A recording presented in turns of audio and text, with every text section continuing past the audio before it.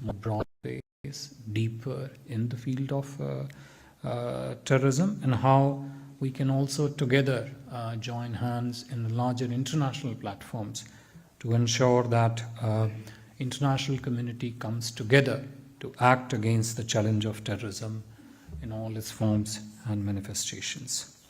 One more element in the field of defense that I wanted to highlight, just even as we speak, a joint exercise of the special forces of both sides. It's called Cyclone 1, is currently being held in Jodhpur, Rajasthan. Also, for the first time, India has been invited for Egypt's tri-services exercises called Bright Star, which will be held later in the in the fourth quarter of this year, in September 2023. Coming to the second pillar of strategic partnership, the economic engagement aspect, both leaders assessed one, the robustness in bilateral economic engagement, two, the dynamism, and three, its substance, which covers the whole range of economic activity of human endeavor. They appreciated that the trade quantum, which currently stands at close to $7 billion, in next few years would increase to $12 billion.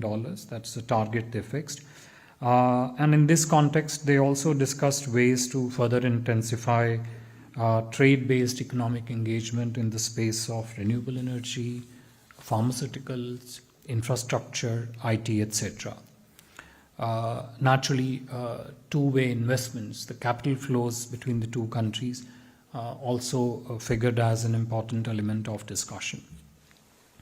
The two other elements on which the two leaders focused their attention and pushed their systems to focus on, one was the developmental template that responds to the need of people of each country, how there are learnings in our bilateral cooperation in this field.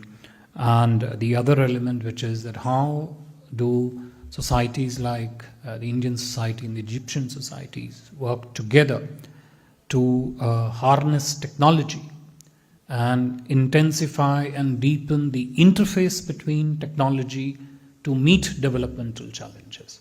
And I think there are significant complementarities and learnings which the two leaders highlighted for both the Indian system and the Egyptian system to take from each other. Given the challenges of food, fertilizer, and energy that both India and Egypt face, the two leaders agreed in their discussions that the two countries will work together to ensure and build supply chains which are reliable in the field of food, fertilizer, and energy, including, if required, through government partnership, whether it's in the field of food security or in the field of fertilizer security. Prime Minister Modi, of course, congratulated President Sisi for Egypt's successful hosting of the COP27 and for the Sharm el-Sheikh Declaration on Loss and Damage Fund. In the scientific and academic pillar of cooperation, the two leaders discussed how the institutional engagements and partnerships across the wide set of areas could be strengthened between the two countries, and we could take it forward. In the people-to-people exchanges, tourism was highlighted as an important segment of growing cooperation between the two countries. Direct air connectivity, of which there is already a certain frequency which is there, but effort to increase it. And also cooperation and in the field of establishing museums which which showcase the cultures of both the countries. That was another element of capacity building and institutional partnership between the two countries, which was a focus of the conversation today.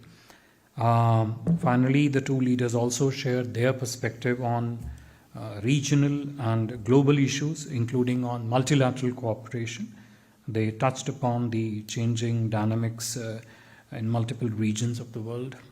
Of course, the derivative impact of the ongoing Russia-Ukraine conflict and its implications, as I mentioned earlier, on the food, fertilizer, and energy challenges that both our societies face.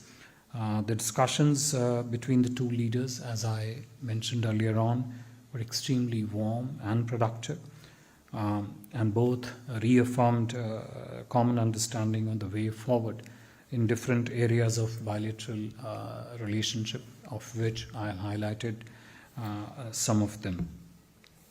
Today, in a while from now, President Sisi will also interact with the Indian business community, and later in the evening tonight, the Honorable President of India would be hosting a state banquet for President Sisi. In terms of the specific deliverables which were announced during the visits and agreements were exchanged, there was one exchange of commemorative postage stamp on 75 years of establishment of bilateral diplomatic relations, and there were 5 MOUs in various areas, including one for cooperation between CERT to CERT, generic IT-based cooperation, media engagement, and culture and youth matters between the two countries. The joint statement, which has been agreed between the two countries, would be released tomorrow evening after the conclusion of all discussions have taken place. I would end here, and if there are any questions, I'd be happy to take them. Thank you very much, sir. We'll take questions. I see a lot of interest. Please introduce yourself and the organization. Not you. I saw Pranay first, so today, Pranay, I'll come back to you. Sir, Pranay Upadhyay, ABP news से। मेरा सवाल इस चीज़ को लेकर है कि Egypt की economy इस समय काफ़ी संकट के दौर से गुजर रही है, तो ऐसे में हम जब इजिप्ट के साथ अपने रिश्तों को रणनीतिक स्तर पर ले जा रहे हैं और भारत के निवेश को बढ़ाने की बात कह रहे हैं प्रेसिडेंट सीसी, तो ऐसे में भारतीय निवेश के लिए सुरक्षा की क्या वो होंगी चीज़ें होंगी जो हम अपेक्षा कर रहे हैं और हमने इंश्योर की हैं आज की बातचीत में?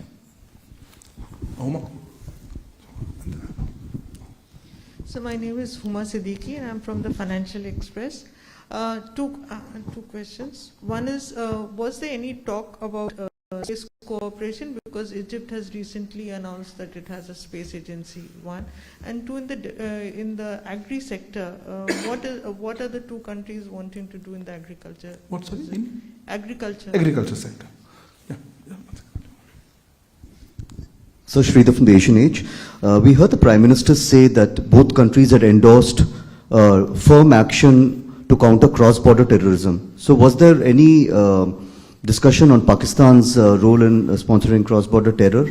And secondly, you mentioned the Egyptian interest in Indian defense platforms. Could you be a little specific on which platforms they are particularly interested in acquiring? Thank you. Question I saw that, Siddhant. Hi, so I'm Siddhant from Beyond. My question is, how big is this a diplomatic victory for India in terms of its engagement with Egypt? India already has good relationships with Saudi Arabia and UAE. I'm asking this also because last year, in the backdrop of certain comments, it looked like that our relationship with many countries in West Asia might be impacted. So, we'll take next round. Sure. Thank you. Pranay, जो आपका प्रश्न था Egypt की आर्थिक समस्याओं को लेके और इन आर्थिक समस्याओं के मद्देनज़र किस तरह से दोनों देशों के जो आर्थिक संबंध हैं उसमें जो निवेश के प्रश्न हैं उनको किस प्रकार से संचालित इसमें किया जाएगा। देखिए, जो जैसे कि मैंने अपनी प्रारंभिक टिप्पणी में भी कहा, जहाँ तक आर्थिक भारत इजिप्ट आर्थिक संबंधों का प्रश्न है, उसके जो विभिन्न पहलू हैं, तो यदि आप व्यापार का पहलू लें तो वो अपनी अच्छी गति और क्षमताओं के साथ अग्रसर है। जैसे कि मैंने बताया, लगभग $7.2 बिलियन का आज का व्यवस्थापित ट्रेड है और आगे आने वाले चंद वर्षों में ये अपेक्षित है और अनुमानित है कि ये लगभग $12 बिलियन तक पहुंचेगा। निवेश की जो संभावनाएं दोनों देशों में हैं, वो एक तो जो सरकारी स्तर है उस पर भी होती है, लेकिन अधिकांशतः जो है वो जो निवेश निजी क्षेत्र में है उसके हिसाब से होता है। हम जब भी और हमारी इंडस्ट्री जब भी किसी देश में निवेश प्रश्न देखती है तो वो आर्थिक इकोसिस्टम के, उस देश के आर्थिक सिस्टम के हर पहलुओं के मद्देनज़र में देखती है। जहाँ तक मुझे ज्ञात है, हमारी अभी तक की जो निवेश है उस इजिप्ट में लगभग $3.5 बिलियन की है, लगभग 3.54 बिलियन के डॉलर। और जो हमारे संज्ञान में जो जानकारी है वो ये है कि आर्थिक संबंध, निवेश संबंध, व्यापार संबंध तीनों की दिशा सकारात्मक है, और न केवल सकारात्मक है अपितु सुदृढ़ भी है। Your question on space cooperation, and there is already a joint working group between the two countries in the field of space cooperation.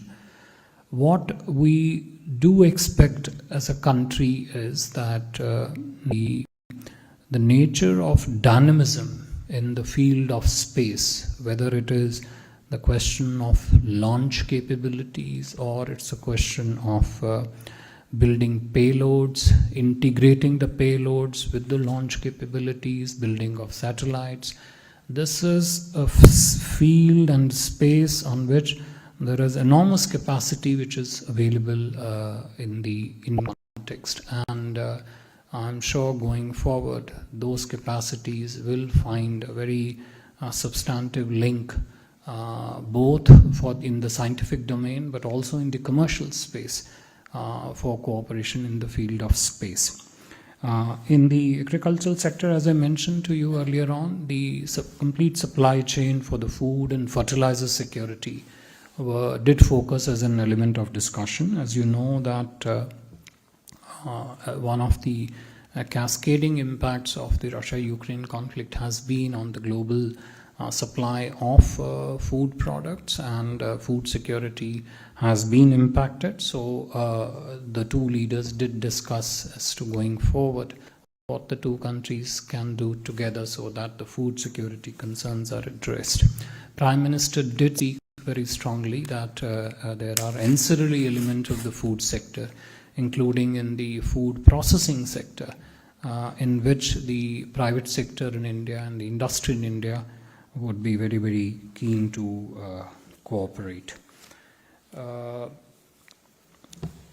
My colleague just also tells me that elements of trade in rice, non-basmati rice particularly, and some other food products which are also a strong element of trade-based linkage between India and Egypt also constitute an important segment of the cooperation in this particular sector.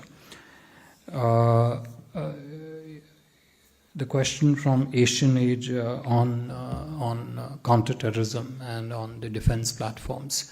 The two leaders did spend some time in talking about this challenge, the nature of this challenge as it exists as both countries face it. Some of the specifics of this challenge. Given the nature and its specifics, what is it that the two countries can do together? What is it, what specifics, areas can the two systems take forward in cooperating in a manner that the challenges that Egypt faces, for example, from its context, the challenges that we face in terms of our context, understanding how we address these challenges, not just at the level of the systems, but also at the level of the societies, whether it's the challenge of radicalization, spread of radicalization, and how different parts of the government come together, talk about it, exchange their perspectives, understand its dimensions, and then act to address those challenges in a comprehensive manner. The two leaders did appreciate that this is an important security challenge for both the countries, both the societies, and they appreciated that there is a considerable scope and there is considerable leadership that the two countries' partnership in this field can provide for the rest of the region and for the world also. On the defense, as I mentioned to you, there are multiple sub-segments of defense cooperation which featured during the discussions.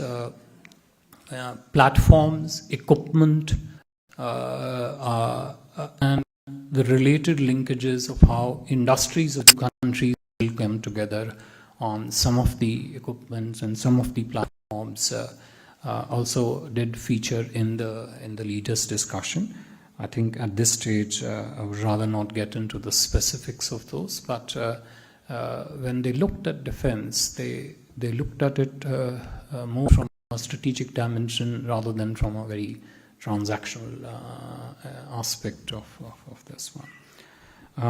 Siddhant, your question with regard to the how exactly is this visit seen?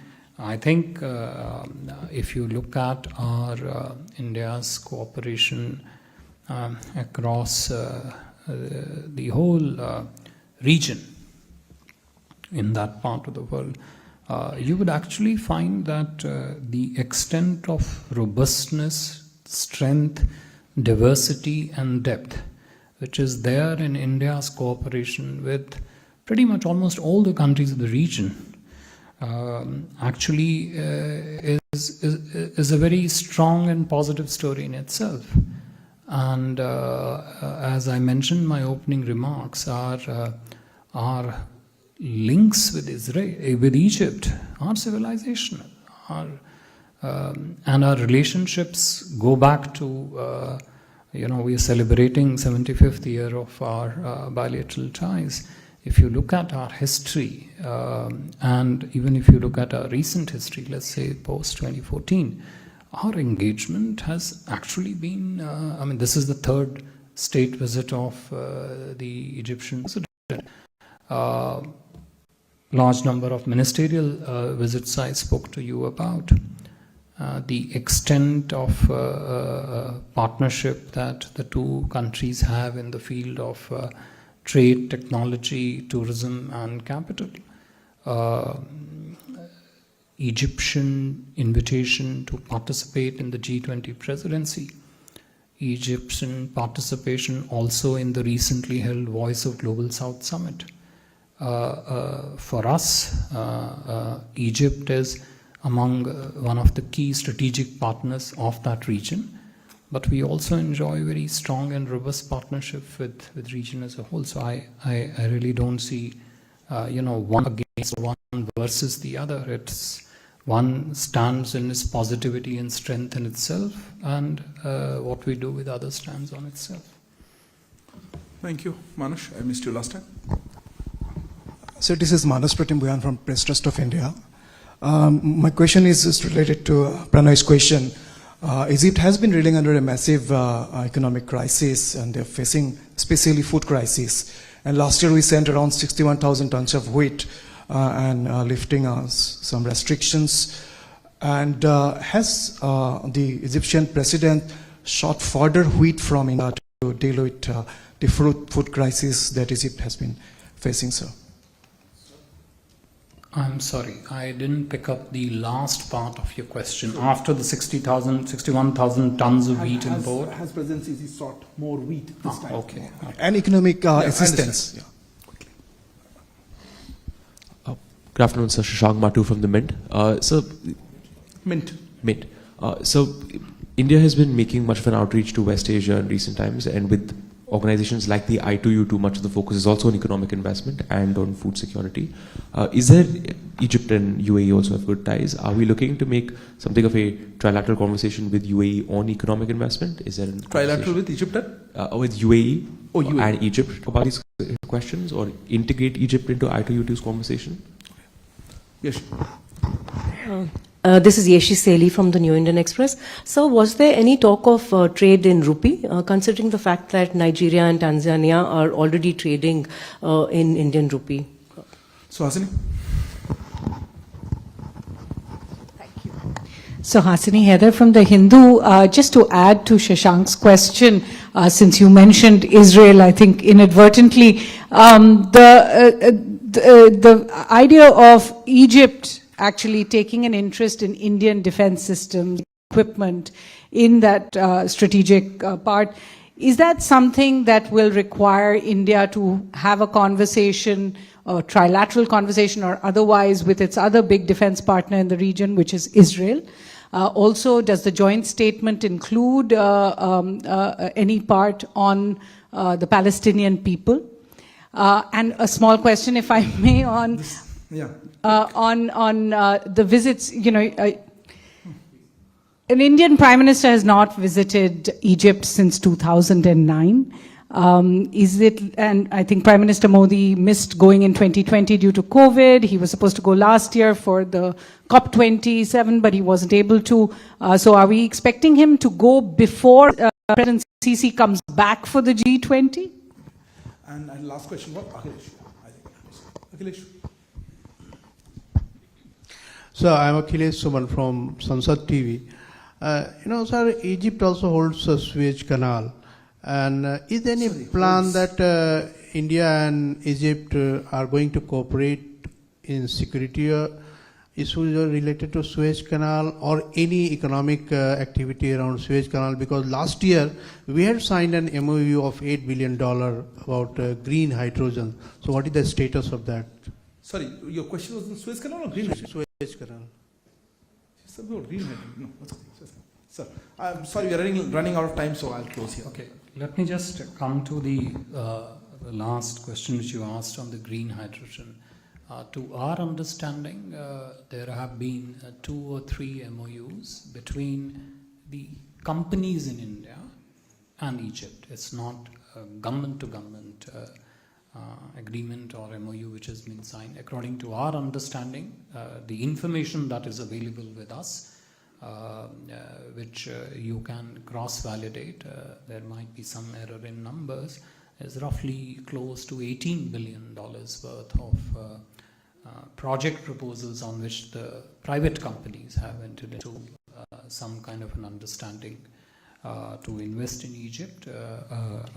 We will see how that part unfolds going forward. On the PTI question relating to the food crisis, as I mentioned to you in my remarks also, the challenges of food, fertilizer and energy security, and how do India and Egypt come together to ensure that the supply challenges that we face in each of this space could be addressed through bilateral cooperation was an important element of discussions between the two leaders. Naturally, how would this cooperation translate into meeting specific elements of security, let's say of food, in this case including wheat, as my colleague just mentioned. It also includes non-basmati rice. In case of fertilizer, the phosphatic fertilizers, which is India's need, and Egypt have strong capacities in this field. All this did come up during conversation, and we would expect that in weeks and months ahead, the systems on the two sides will carry forward this discussion and translate it into specific understandings between the two countries. The I2U2 part and this, we have spoken about this and frankly discussed also at some length in our previous presses also. I2U2's principal driving force, the momentum, is economic, focuses on specific economic project. The discussion which the two leaders had today, the President of Egypt and Prime Minister of India, focused on the full range of our strategic cooperation, not just the elevation of relationship to strategic partnership, but also specific elements under it. I described at some length 4 sub-pillars under that of political security, economic, science and technology, and also the people-to-people linkages. I really don't see how I2U2 project-based cooperation, which stands on its own merit, which relies on India's cooperation with each of the countries involved in I2U2, and how India and Egypt cooperation, which is, as I said, very robust and dynamic, extensive as you can make it out yourself. They both stand on their own merit, really. Going forward, nature of cooperation is such that it evolves. So we'll see how it evolves, into what shape it takes in terms of whether there is a scope in our bilateral ties to interface with the other countries of the region, etc. It would depend, of course, on individual domains also of the cooperation. Trade in rupees, not trade in rupees, but rupees settlement of bilateral trade, really. Look, when we talk of economic engagement, it is very natural to look at all the process-based solutions, process-based methodologies, which can give boost to such trade. If going forward in our discussions, we find out that rupee settlement can give it a boost, and it is our effort, it is our endeavor, it is a strong line of our objective to try and see that international trade that India does, increasingly, if it can get settled in some geographies in rupee-based denominations, then to pursue that. Of course, there is a complex mix of regulatory guidance, process-based solutions, and on-the-ground implementation between the banking community and the trading community for all this to converge together and translate itself into specific rupee-based settlement of the trade platform. So that is something which, the two systems would continue to discussion, but it is our effort to pursue that. Suhashini, your question on the India-Egypt defense cooperation. First of all, what is there in the joint statement, what is not there in the joint statement? I think you will see when the joint statement comes out tomorrow evening. But on the very limited element of India-Egypt defense cooperation and its 3 or 4, or actually 5 subsegments that I mentioned, which is exercises, training, equipment, platforms, and more importantly, how industry to industry cooperation in this field. I think that stands purely on a bilateral merit and would be pursued as such, really, in